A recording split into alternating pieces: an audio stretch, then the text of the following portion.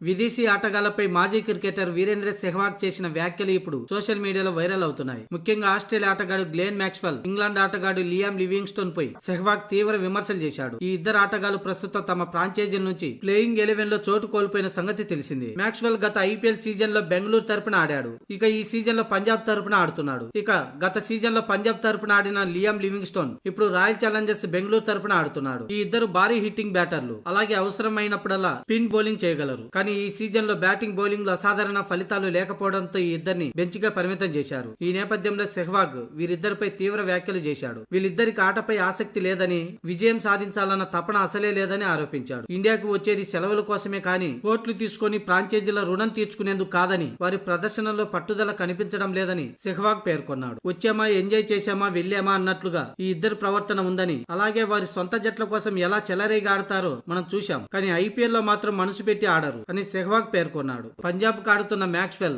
6 మ్యాచ్ల్లో కేవలం 41 రన్సే చేశాడు. మరోవైపు లివింగ్స్టోన్ బెంగళూరు తరపున 7 మ్యాచ్ల్లో 87 పరుగులు మాత్రమే చేశాడు. ఈ నేపథ్యంలో నిన్న ఆదివారం ఆర్సీబీ వర్సెస్ పంజాబ్ జట్ల మధ్య జరిగిన మ్యాచ్లో ఇరు జట్లు ఈ ఇద్దరు ఆటగాళ్లను తుది జట్ల నుంచి తప్పించారు.